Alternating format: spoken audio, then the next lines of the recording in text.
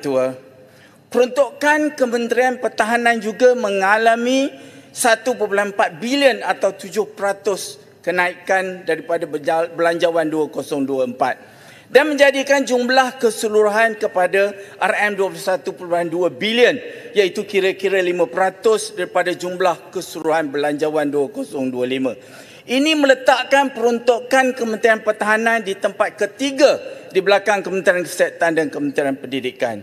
Tuan Yang di-Pertua, dalam konteks geopolitik global yang semakin meruncing, dengan izin, the way war is conducted today, Malaysia tidak boleh memandang ringan terhadap keperluan segera memperkukuhkan pertahanan udara negara.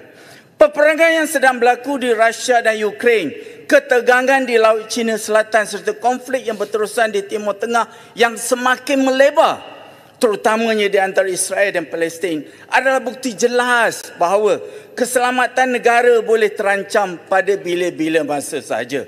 Jadi pertimbangan soalan-soalan berikut adalah penting. Pertamanya, adakah keupayaan pertahanan udara kita setanding dengan perkembangan teknologi moden? Kedua, adakah kita berupaya untuk menangkis serangan peluru berpandu atau jet-jet pejuang musuh? Ketiga, adakah kita mempunyai kapasiti untuk mempertahankan seluruh ruang udara kita? Tuan Yang di-Pertua, kita tidak boleh leka dan selesa dengan keadaan semasa. Reformasi besar-besaran terhadap sistem pertahanan negara mesti dilakukan dengan segera.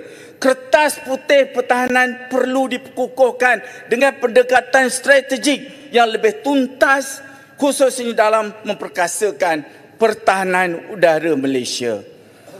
Tindakan yang perlu kita lakukan adalah pertama, memperkasakan keupayaan satelit bagi mengawal selia ruang udara negara.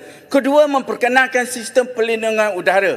Mungkin kalau tidak keterlaluan kalau saya katakan seperti Iron Dome di Israel. Yang ketiga, menambah bilangan dan keupayaan pesawat tempur atau jet-jet pejuang negara. Memperlengkapkan sistem anti peluru berpandu untuk menangkis sebarang serangan yang mungkin berlaku. Tuan Yang di-Pertua, pada masa yang sama kita mesti menghapuskan budaya sakau dalam perolehan aset-aset pertahanan negara. Amalan skandal perolehan seperti projek LCS mesti dihentikan dan segera. Kita memerlukan pendekatan zero tolerance terhadap mereka yang cuba mengambil kesempatan dan atas keselamatan negara. Ini bukan soal keuntungan peribadi, tetapi soal keselamatan dan kedaulatan negara. Tuan Yang di-Pertua, melalui tweet Februari 2024, Menteri Pertahanan Singapura Mr. Ng Eng Heng dengan izin, I have reversed my assessment for today's generation in Singapore and elsewhere. The risk of regional and even global conflict in the next decade has become non-zero. I do not make this assessment lightly.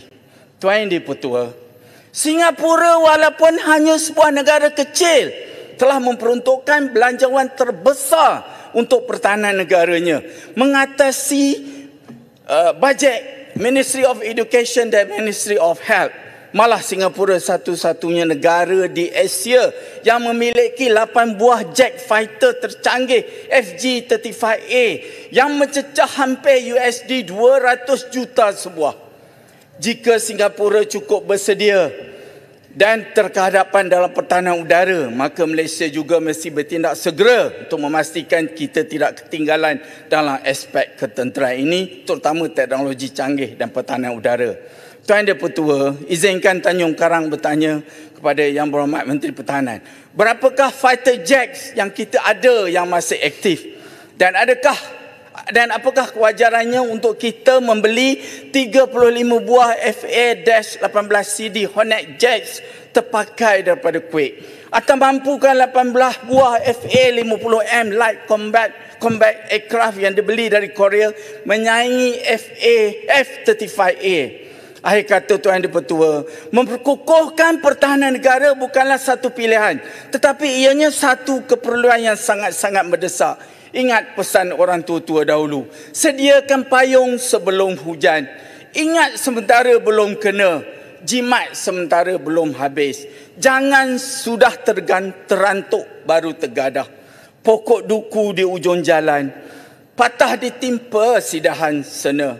Sesal dahulu memang pendapatan, sesal kemudian haram tak guna.